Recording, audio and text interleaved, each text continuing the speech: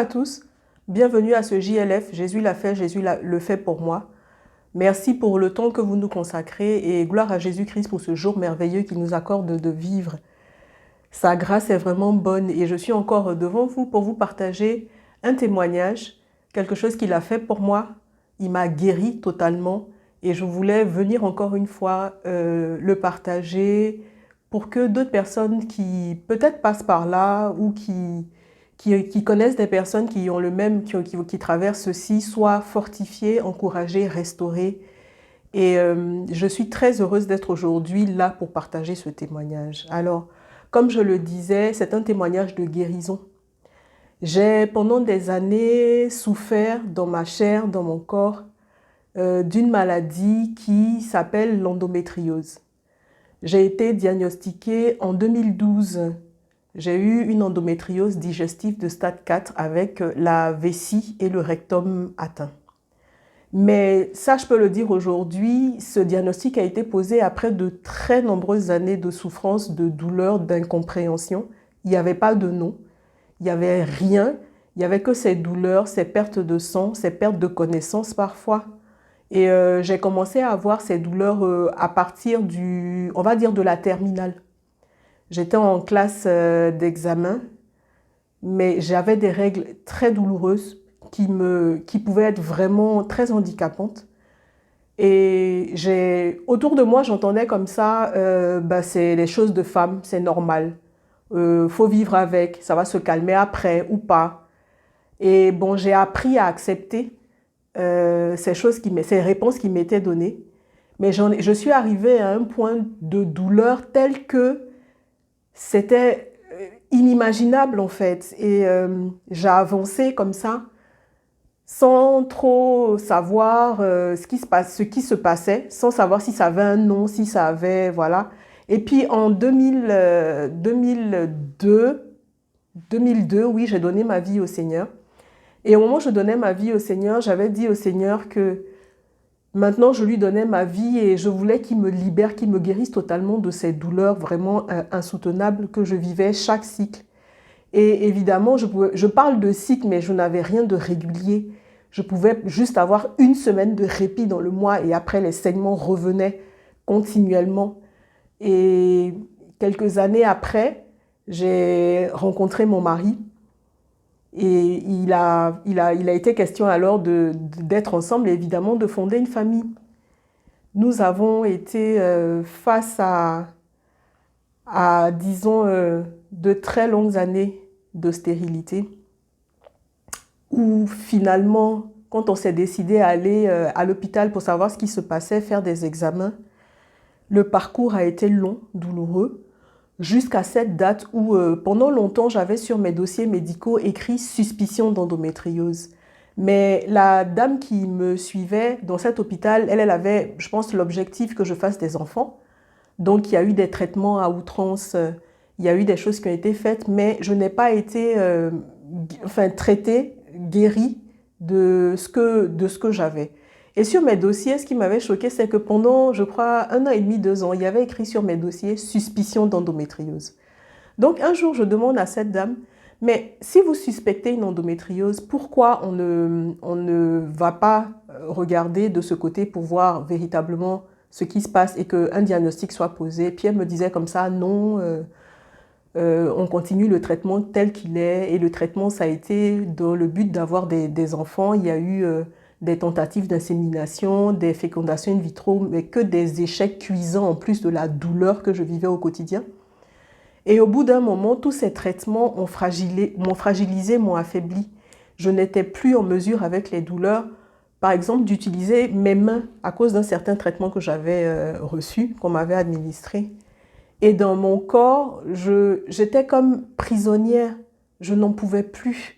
Et un matin, j'ai dit à cette dame, je dis, mais même si vous réussissez à me faire avoir un enfant, je ne serai pas en mesure de m'en occuper. J'étais sous morphine pour calmer la douleur. Je lui ai dit, mais comment voulez-vous que je m'occupe d'un enfant? Je préfère d'abord qu'on puisse surseoir à ce projet et qu'on puisse aller voir ce qui ne va pas. Et j'avais évidemment entendu parler autour de moi d'endométriose.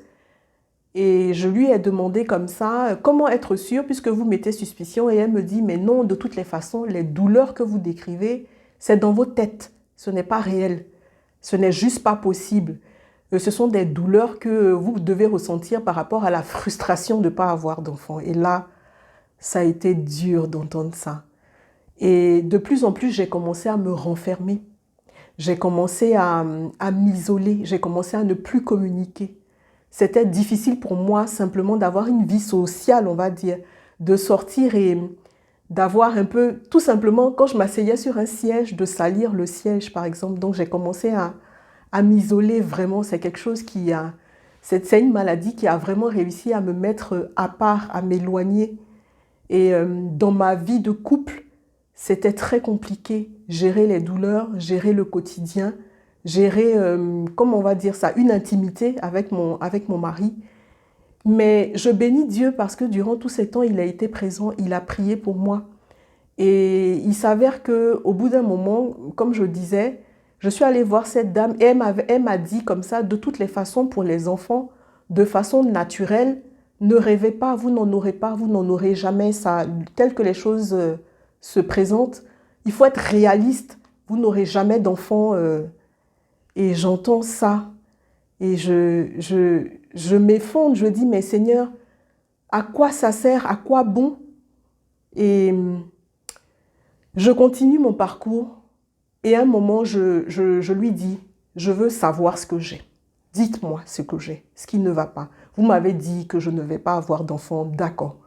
Mais je voudrais savoir ce qui se passe dans mon corps. Et là, j'ai entendu parler d'une IRM qui était faite dans le cas de l'endométriose et je lui propose, moi, cette IRM. Et là, elle se met dans une colère, non, vous ne pouvez pas passer par cette IRM qui coûte cher.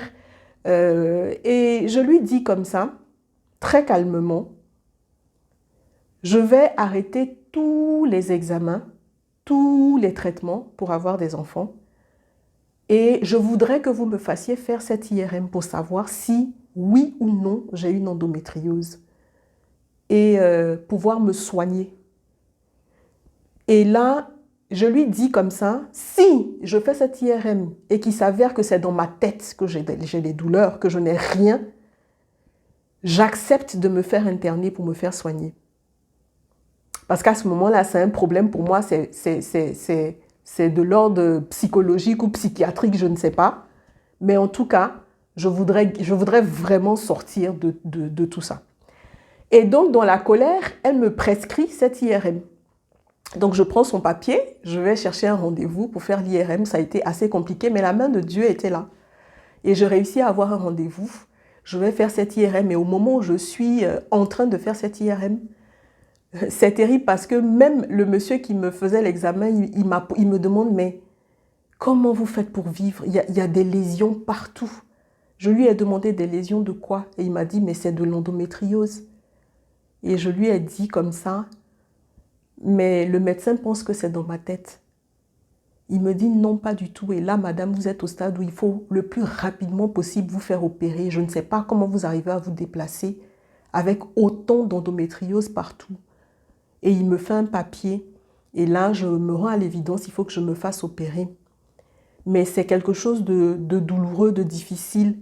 Je rencontre un grand spécialiste à Angers que le Seigneur mettra sur notre chemin, qui va s'occuper de moi, qui va m'expliquer ce qui se passe et qui va m'annoncer à 32 ans que, bien que je n'ai jamais eu d'enfant, l'endométriose s'est tellement propagée, il y a eu tellement... le temps, en fait, le temps n'a pas joué en notre faveur, qu'il me dit comme ça, on fait l'intervention, mais je vous le dis honnêtement, l'utérus pour moi est tellement abîmé que s'il faut l'enlever, je l'enlèverai. Donc pour moi, ça tombe comme un couperet, c'est-à-dire plus d'enfants. Et là, je dis à Dieu, j'ai besoin de toi. Mais ça suscite dans mon cœur dans ma tête aussi, plein de pensées et de mauvaises pensées. Je ne comprends pas comment Dieu me laisse dans cette situation. Et je me mets à lui demander, mais pourquoi? Pourquoi moi? Je me rappelle, je me suis trouvée dans une assemblée, une fois où on priait, et je demandais au Seigneur, mais pourquoi moi? Et j'étais sur ce pourquoi moi, à lui demander des comptes. Et le Seigneur me dit comme ça, regarde l'assemblée. Je regarde, il me dit, parce que j'étais dans pourquoi moi je ne mérite pas ça. Et il me dit, qui mérite ça? Et j'ai regardé autour de moi et j'ai dit, mais je ne peux donner ça à aucune de mes sœurs. Je ne peux pas. C'est vrai. Et j'ai commencé à avoir une autre façon de voir la chose et de dire à Christ, s'il te plaît, sauve-moi, aide-moi. Je sais que tu vas faire quelque chose, tu ne vas pas m'abandonner. Et à côté de ça, je vois mon mari et je me dis, mais il ne s'est pas marié pour ça, il n'a pas signé pour ça. Et il y a une pensée qui me vient, qui n'est pas, je le dis tout de suite, de Dieu. Et je vais le voir, je lui dis, je vais rentrer dans cette intervention, ça va être encore long, pénible, difficile. Je ne veux pas que tu sois associé à ça, alors je te propose qu'on se sépare. Je te propose que tu puisses rencontrer quelqu'un dans l'église, que tu me dises, que j'aille vers elle, que je lui parle, et que après mon intervention, que je rentre en famille. Et j'étais sur ça, pour moi c'était la meilleure chose à faire, sur le moment. Et donc je prépare un peu cette intervention comme si c'était un peu la fin de tout. Et plutôt que de me concentrer sur Christ, sur ce que Dieu pouvait faire pour moi, j'ai commencé à être dans une dynamique où cette maladie était devenue comme une idole dans ma vie. J'allais me renseigner dessus, je ne vivais que par ça. Je cherchais, j'étais à l'affût sur Internet. Et au fur et à mesure que je faisais ça, elle prenait une place plus grande dans mon corps, dans ma vie. Et au bout d'un moment, c'est comme si le Saint-Esprit me mettait à cœur qu'il fallait que je me détermine. Soit c'était l'endométriose qui était mon Dieu, soit c'était Jésus qui était mon Dieu. Et quand j'ai compris ça, j'ai demandé pardon au Seigneur. Mon mari m'a dit, arrête de me dire ça. Dieu m'a dit que c'était toi ma femme. Et Dieu m'a dit que j'aurais des enfants. Et je m'arrête à ça. Et je bénis Dieu pour cette vision qu'il avait donnée à mon mari, qui était claire et précise. Et je fais cette intervention qui a été très lourde, très difficile. Je me lève de cette intervention sans savoir si on m'enlevait l'utérus ou pas. Et j'émerge. Mon médecin est à côté. Le bandage que j'ai au ventre est énorme. Et là, je me dis, avec ce bandage, c'est sûr, on m'a enlevé l'utérus. Et il y a quelqu'un qui tient ma main. Madame, vous m'entendez? Je lui dis oui. Vous m'entendez? Je lui dis oui. Et il me dit, si vous m'entendez, serrez ma main. Donc je lui serre la main et j'entendais tout, mais je n'arrivais pas vraiment à ouvrir les yeux. Et il me dit, il se présente, il me dit, c'est le professeur qui m'a opéré. Et il me dit comme ça, ça a été long, difficile. J'ai fait ce que je pouvais faire. Et tout ce que je peux vous dire, si vous m'entendez, je suis sûre que je ne suis pas sûre que vous m'entendiez. Et il me dit, demande encore de serrer la main, je lui serre la main. Et il me dit, je n'ai pas touché à votre utérus de toute ma carrière, je n'ai jamais vu ça. Avoir des lésions d'utérus comme ça, d'endométriose, des lésions d'endométriose. Mais votre utérus était intact. Alors, ce que j'ai eu à faire, c'est de le dégager à la main pour ne pas l'abîmer parce que je savais que vous n'aviez pas encore d'enfant et que vous en désiriez. Là, j'ai juste senti la faveur de Dieu, de ce grand chirurgien qui prend le temps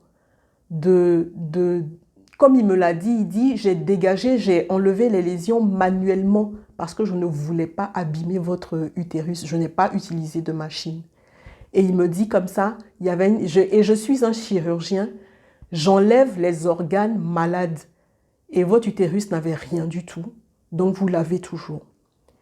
Et il m'annonce comme ça aussi, par contre votre trompe était trop abîmée, je l'ai enlevée. Mais avec une seule trompe, on fait des enfants. Et à la suite de cette intervention, j'ai vraiment compris que Dieu était au contrôle de la situation, au contrôle de ma vie, au contrôle vraiment de ses promesses à mon endroit. Et c'est à partir de là que je l'ai replacé au centre de ma vie, de mes projets, de mes objectifs par rapport aux enfants. Je me suis dit, avoir un tel cas et un chirurgien qui vous donne en fait ce témoignage, qui vous dit, je dis, mais il n'y a que la main de Dieu, de Jésus-Christ, pour que je m'en sorte comme ça. Et c'est après que j'apprends qu'il y a eu des complications à l'intervention. Je ne me suis pas réveillée de l'anesthésie, mais c'est des choses que j'apprends beaucoup plus tard. Et mon mari a été vraiment d'un soutien, ma famille également, mes frères en Christ. Et je bénis Dieu pour tous ceux qui de près ou de loin ont prié pour moi, m'ont soutenu, m'ont encouragé. Ça n'a pas été un parcours facile. Et pour ceux qui me connaissent aujourd'hui, vous savez que Dieu nous a fait la grâce d'avoir 2 enfants. Pas au temps où lui, il l'a décidé, parce que, soit dit en passant, le chirurgien m'avait dit, je vous donne 1 an pour avoir un enfant, après ça, je ne pourrai rien faire. Et les 1 an sont passés et on n'avait pas eu d'enfant. Et Dieu nous a fait la grâce d'accueillir notre première fille en 2014. Et il nous a fait un 2e miracle quelques années plus tard. Donc je voudrais vraiment profiter de ce temps de témoignage pour encourager, pour fortifier toutes mes sœurs, toutes femmes qui a reçu un diagnostic de stérilité, qui vit des douleurs dans son corps, des saignements, tout ce qu'on peut avoir comme dysfonctionnement au niveau des ovaires, des trompes. Je voudrais vraiment vous encourager à vous tourner vers Christ. Il ne nous abandonne pas. Et durant ces temps, j'ai vraiment... quand je regarde par exemple le passage de la Bible qui parle de cette femme à la perte de sang, je me suis toujours dit, cette femme, je suis sûre qu'elle avait l'endométriose. Comme ça, c'était comme ça. Et du jour où j'ai voulu, comme elle, saisir le pan du vêtement de Jésus et avoir la foi qu'il allait me guérir, les choses ont complètement changé. Il est vraiment venu à mon secours. Il ne m'a pas abandonnée. Il m'a donné la force de repartir vers des gens. Il m'a redonné la joie. Il m'a redonné vraiment, là je peux le dire, une guérison totale. Parce que c'est comme si ces années n'avaient jamais existé. Je n'ai plus rien du côté de mes cycles. Je suis devenue comme si cette maladie vraiment n'avait pas existé. Et il a béni et ses bénédictions ne sont suivies d'aucun chagrin. Il a vraiment, on va dire, à des moments difficiles où, vous savez, les gens sont parfois maladroits quand dans un couple, il n'y a pas d'enfant. Les remarques, les phrases, les offenses, il a lavé mon opprobre. Il a essuyé mes larmes. Il a effacé ses offenses. Et il m'a donné la joie vraiment d'être une mère. Et comme le dit ce passage dans le psaume 113, qui est vraiment un psaume de louange à partir du verset 9, il donne une maison à celle qui était stérile. Il en fait une mère joyeuse au milieu de ses enfants. Et l'injonction qui vient après, c'est louer l'Éternel. Ma sœur, toi qui m'écoutes aujourd'hui, qui as reçu un diagnostic douloureux, qui souffre dans ton corps, loue l'Éternel. C'est ce que je dis. Je n'ai pas de prière, je ne sais pas quelle prière j'ai élevée à Dieu, je ne sais pas comment j'ai fait, ce que j'ai fait pour être devant toi aujourd'hui pour témoigner de la guérison. Mais tout ce que je sais, c'est que dans un moment de ma vie, j'ai décidé de le suivre et de le louer, quelles que soient mes circonstances. J'ai décidé de refuser ces diagnostics. J'ai refusé de vivre avec l'endométriose dans mon corps. Et j'ai simplement commencé mes journées, non pas en louant l'endométriose comme je le faisais à un moment, mais en louant l'Éternel, en louant Dieu. Et j'ai lu dans sa parole qu'il n'existe pas de femme stérile dans sa maison. Et ça m'a fortifiée. C'est ce courage que je voudrais t'apporter aujourd'hui. Je voudrais aussi te dire que Dieu ne t'abandonne pas. Il ne t'oublie pas. Il se souvient de ta foi. Je ne sais pas, je ne peux pas te dire prie 12 fois par jour, jeûne 15 fois à l'année. Non, parce que c'est par pure grâce qu'il se souvient de toi. Par pure grâce qu'il remplira ta maison de cris d'enfants. Par pure grâce qu'il te guérira totalement de ces saignements. Par pure grâce qu'il remettra en place tes trompes, tes ovaires. Par pure grâce, parce que j'ai entendu aussi autour de moi qu'il y a des femmes qui n'avaient pas d'ovulation. Par pure grâce qui rendra tout propre et que vraiment par la foi, nos maisons seront remplies de cris d'enfants. Je voudrais adresser aussi un encouragement à tous ces époux à côté.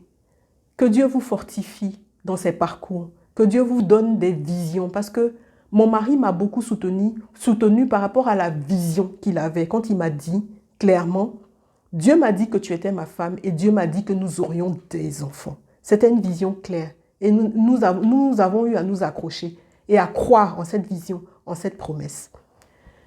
Je voudrais aussi donner juste un petit conseil autour de nous. Si vous êtes dans une assemblée autour de vous, que vous voyez un couple qui n'arrive pas à avoir des enfants, s'il vous plaît, je vous en supplie. C'est vrai, on peut leur demander « Ah, toujours pas d'enfants » de façon, voilà, mais ça peut être maladroit, on ne sait pas ce que ce couple traverse. Tout ce que nous pouvons faire tous ensemble, c'est de prier pour eux, d'intercéder, de ne pas juger, de ne pas faire de commentaires. Ça peut être tellement blessant déjà dans la situation qu'on traverse, c'est d'intercéder. Et là, je voudrais nous inviter. Autour de nous, il y a sûrement une personne, un couple. On pense à ce couple, on les voit, on sait qu'ils n'ont pas d'enfants. Je voudrais juste vous encourager, là juste, prenez une ou deux personnes, une femme que vous savez dans la souffrance ou que, voilà. Et s'il vous plaît, prenez quelques minutes par jour pour prier pour elle, pour intercéder, pour ces couples qui souffrent, pour ces couples qui pleurent, pour ces couples qui soupirent après un enfant. Et je voudrais vraiment bénir Dieu parce que je sais qu'il est capable de le faire. Et dans ma tête et dans mon cœur, il me met à cœur des prénoms de sœurs que je n'oublie pas. Et je veux leur dire qu'on continue à intercéder. La victoire est là. Que Dieu vous bénisse pour ce temps que vous m'avez accordé. Merci parce que je sais que ce témoignage va toucher, que Dieu va l'utiliser pour sa gloire. Et je sais qu'il n'oublie aucun de ses enfants. Je sais, comme il le dit dans la Bible, qu'il sait se souvenir de ses filles qui sont dans l'attente d'un enfant. Gloire à Jésus-Christ et que le bonheur et la grâce nous accompagnent chaque jour. À bientôt pour un prochain numéro. Alléluia! Le châtiment qui nous donne la paix est tombé sur toi, Jésus. Mais c'est par tes meurtrissures que nous sommes guéris. Quand les épreuves m'accablent, je pourrais t'oublier, mais je choisis de prier. Quand les épreuves